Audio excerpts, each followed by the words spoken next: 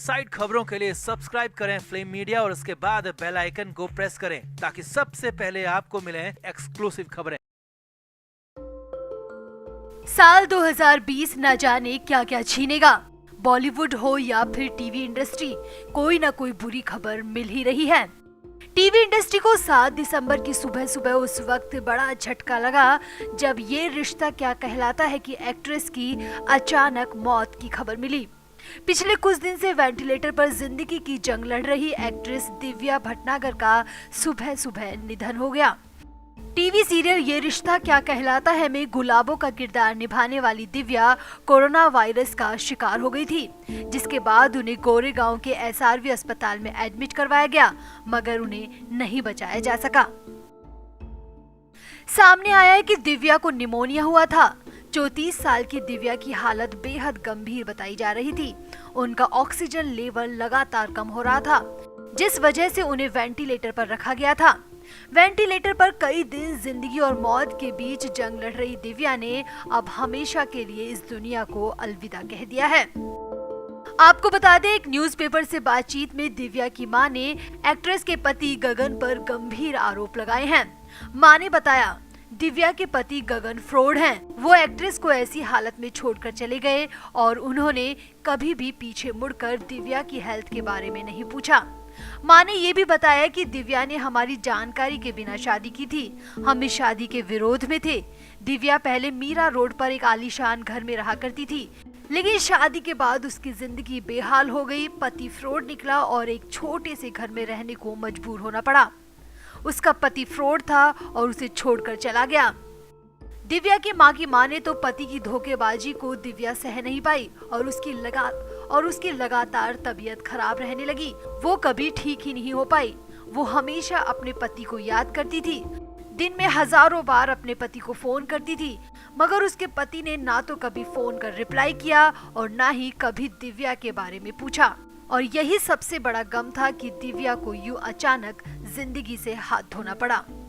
दिव्या की दोस्त और एक्ट्रेस देवोलीना भट्टाचार्य ने इंस्टाग्राम पर एक मैसेज लिखकर दुख जताया है।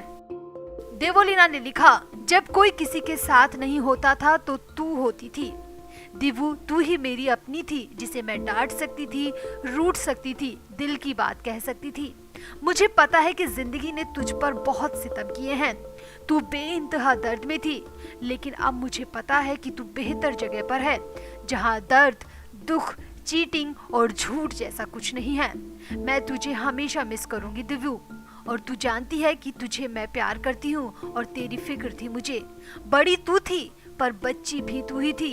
भगवान तेरी आत्मा को शांति दे। जहाँ भी तू है बस खुश रहना। तू बहुत जल्दी चली गई दोस्त।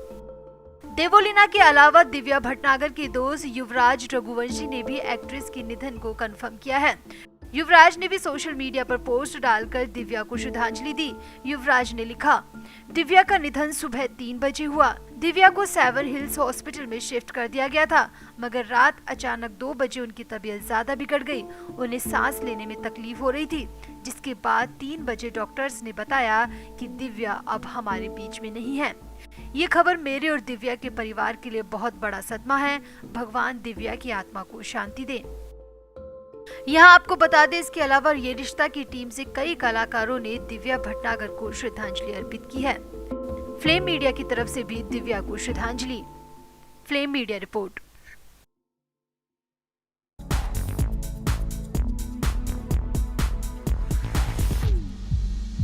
साल 2020 न जाने हमसे क्या क्या छीन कर ले जाएगा। एक तो कोरोना काल में वैसे ही कई लोग बेमौत बेउम्र इस दुनिया को अलविदा कह गए, वहीं कई फिल्मी और टीवी कलाकार भी बेवक्त हमें छोड़कर चले गए। इरफान खान और ऋषि कपूर ने तो बीमारी से हार मानी, मगर टीवी कलाकार समीर शर्मा, कुशल पंजाबी, प्रेक्षा मेहता के साथ ही एक्ट्रेस सेजल शर्मा और मनमीत ग्रेवाल ने न जाने किन वजहों से मौत को गले लगाया, अभी तक पता नहीं चल पाया।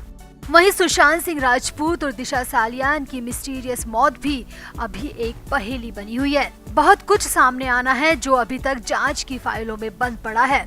हर जगह बस डिप्रेशन की थ्योरी लागू कर दी गई है और फाइलें बंद होती जा रही है। खैर फिलहाल सुशांत सिंह मामले में सीबीआई की जांच चल रही है और उम्मीद है कि इस मामले में जल्द ही कुछ न कुछ जरूर सामने आएगा। वहीं अब एक और टीवी जगत के दिग्गज ने खुद को मौत के हवाले कर दिया है, जो कि टीवी इंडस्ट्री के लिए एक बड़ा झटका माना जा रहा है।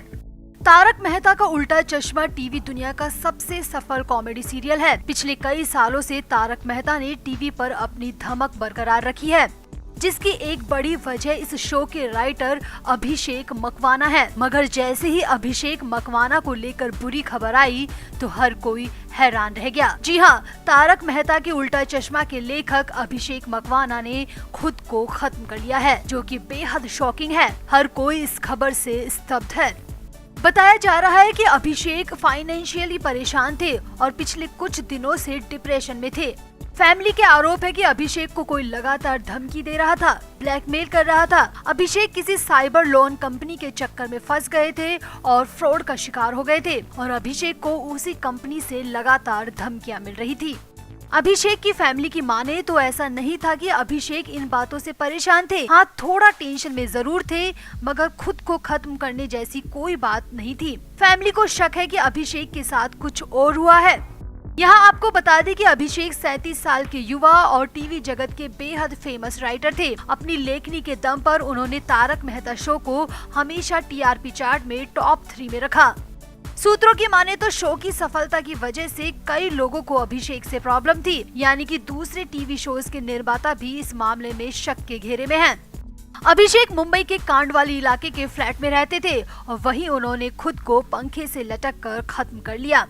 पुलिस ने इस मामले को भी हर मामले की तरह सिंपल खुदकुशी का ही माना है और हर बार की तरह फाइल बंद कर दी जाएगी, जबकि कानून कहता है कि हर आत्महत्या के पीछे एक ना एक हत्यारा होता है। लेकिन किसी का भी अभी तक कोई सामने नहीं आया, चाहे फिर वो दिव्या भारती हो, परवीन बॉबी या फिर जिया खान। किसी का गुनहगार ना तो सामने आया, ना ही पकड़ा गया। सुशांत सिंह राजपूत और दिशा सालियान के साथ भी क्या हुआ, ये भी पिछले 6 महीने से सिर्फ सस्पेंस ही बना हुआ है और अब अभिषेक मकवाना की खबर ने भी टीवी जगत को बड़ा झटका दिया है।